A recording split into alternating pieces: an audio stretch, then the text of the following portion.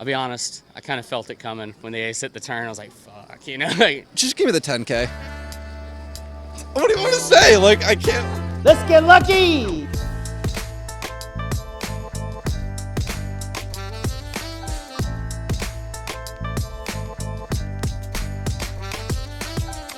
For our guest of honor today, it is only fitting that we kick things off with a former world champion. Now this gentleman, he's just not anybody, right? So he has an impressive career dating back 40 plus years playing at the World Series of Poker in Las Vegas.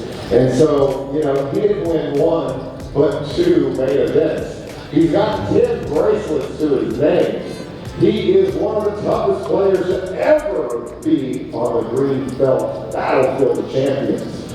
Ladies and gentlemen, please welcome the one, the only, Johnny Chan! Thank you, Jack. All right, dealers, shovel up and deal. Good luck to you all. Let's get lucky! Thank you.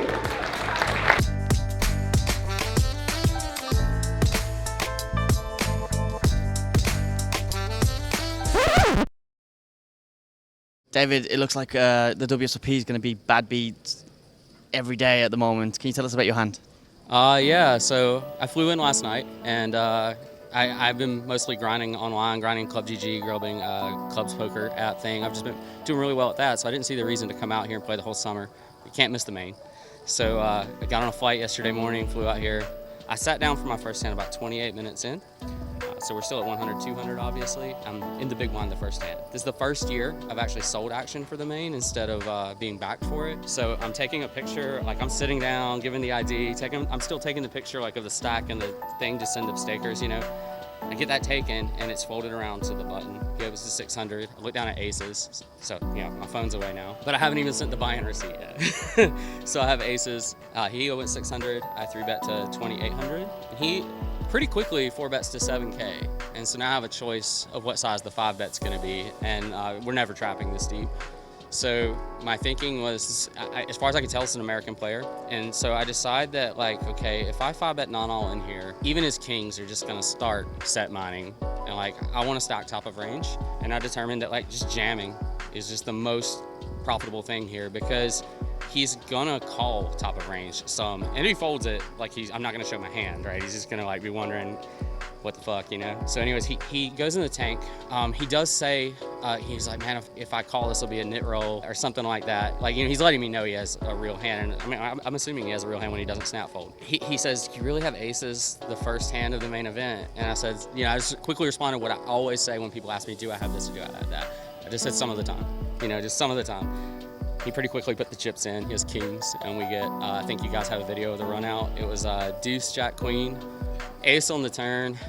I'll be honest, I kind of felt it coming when the ace hit the turn. I was like, fuck, 10 on river. And we are dust on hand 1. So I feel more bad for the people who had the action than I do for myself, because to me, the way I look at this whole thing, I wasn't even really upset when it happened. I was a little shell-shocked, even though it can happen. The thing is, though, I'm texting people a buy-in receipt and immediately follow that up with we're out. You know what I mean? We're out in a spot that I'm supposed to take. We're out in a spot that a lot of people can't get that call. I think this has a lot to do with it. I don't know if that factored into his decision, but would you fold kings to a guy wearing this? The truth is, everybody always has aces. No one's not gonna have aces when they take my line on hand 1 of the main event. It's just, they're not gonna have aces. But the fact that you can get that action just says poker's alive and well. It's a 10K, and the way I look at it, they're gonna win sometimes. You're gonna get it in. So I just felt more bad for the people that have put their money down and then it's instantly vaporized. But I mean, most of the time they're gonna get a text that says, hey, we just doubled up the first hand of the main event, and let's fucking go. So it's all good. Yeah, I would say it actually should get easier. You should just understand that this is the nature of the game. It's you get the money in with equity, but they have equity too. They own a share of the pot, and they claim that share by sometimes winning the whole pot. That's just the way it goes. So yeah, answer to your question, it should get easier as you get more used to it. So yeah. $10,000 is definitely a lot of money, but for the first time this year, you're able to register for the WSOP Main Event through an $1,100 Milestone satellite. We talked to the field to hear their thoughts about this amazing opportunity. What I like about it is that it really rewards aggression. So you get 10 starting stacks and you just pick up and go about your day. This type of satellites is a little more harder to stall it. So people love to stall, especially in the main event satellite. So sometimes like a 200 left and everybody was stalling. So in this way is like kind of like a little harder. It's different now that they're doing the landmark. You just got to get to 150 early. I'm not really sure how it's affecting the megas late in the tournament, 'cause I haven't gotten there yet. But it definitely saves time, I think, for the people who chip up early. I'm a fan. Just give me the 10K. What do you want to say? Like, I can't. I personally am a big fan of the 20-minute blinds through the registration period. Just let's get it in. Let's go for it. 1,100 to win 10K. I mean, I probably have spent more than a main event seat in these satellites between the Big O and the PLO satellites and stuff like that. But I'm definitely a big fan of them, and I hope they're here to stay personally. I think if you play well early, you should be rewarded. I love it. I mean, it's actually good. It actually gets it done quicker. I think the players that have medium stacks are going to hate it because the chips come off the table, but it's awesome. My eyes are on the 10K prize. I put up 1,100. Just give me 10,000 and we'll go from there. I want to win like 9 million. Putting up 1,100 sounds pretty good to me. Yeah, the landmark's pretty tough, I'm not going to lie. I'm used to just grinding it out and finishing, in the final few and, having it be good. But having to get 10 starting stacks is quite a challenge. But I feel like now the average stack around the field's about a third the way there, so things are about to get spicy. Well, now that you're finally in it, what would it mean to you to win this seat? Brother, we're 30K in debt. Let me just make the fucking main. We'll talk from there. All right, well, best of luck to you today. I'll take all that I can get. What's up, hey, everybody? What's happening? My boy Liam. What's going on?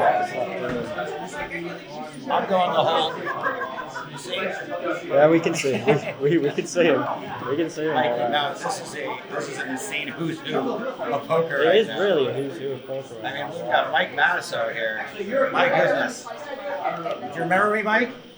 Oh, he does. He remembers me. That went viral. Oh, don't step into it. Don't hurt yourself. Yeah, I'm going to hurt myself. Oh, boy. Shannon's the star of the show. Guys, everybody come in, please. Tell us a story, Uncle Phil. All right, this is what we're going to do, guys. Are you ready? Alan, get in here. Maury. How are you? Maury. Near the stage. But this is what's going to happen. We're going to play the song. It's going to be on the loudspeakers. We're going to be outside the door. Everybody sitting in their seat.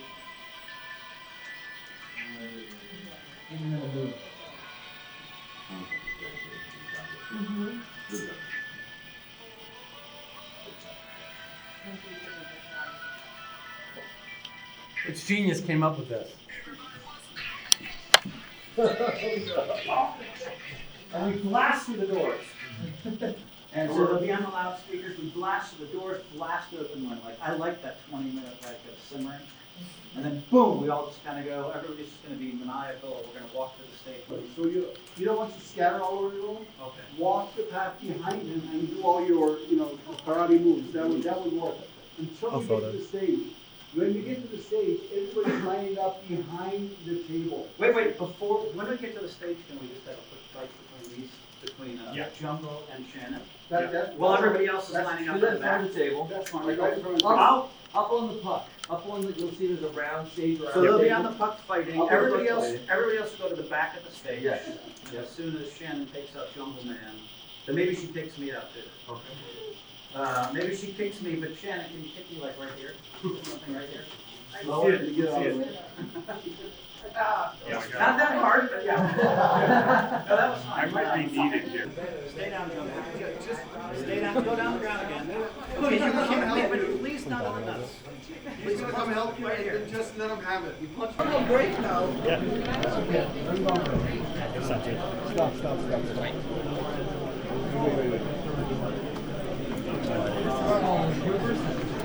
stuff in here. Alright, you're up the sticks, so. Alright, Pat, you're welcome.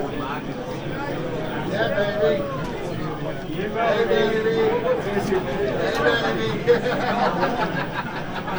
baby. What is it?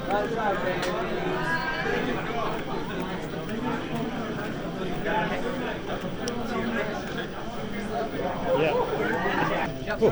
Nice little workout. They are playing. Song is playing. Song is playing. All right, let's go. They're coming in. They're going. Yeah, they're walking. Get them, go. They're coming in.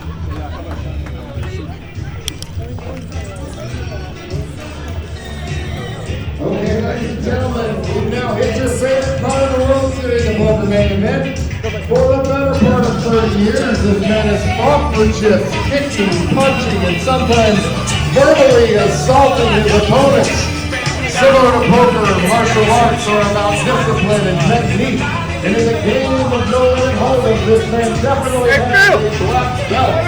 To go along with his white magic.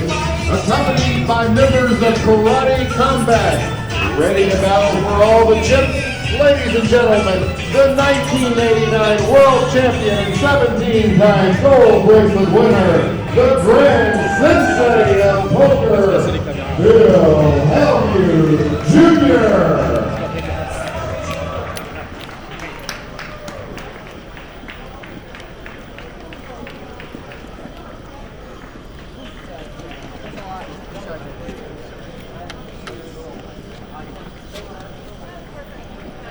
Get up there.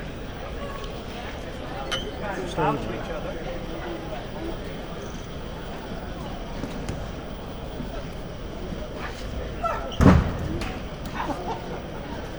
You're a badass. You're a badass. And all the players, you should give your receipts. Players and dealers here coming down to lead 200 small blind, 400 big blind, 498. Jim 44, main event dealers, please. Shot on the field. Good night.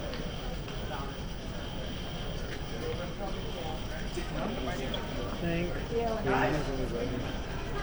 Excuse me, Art.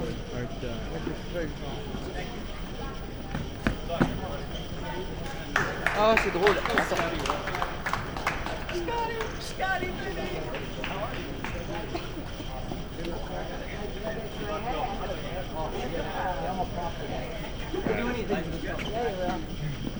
I think we're good. Keep it rolling, Case.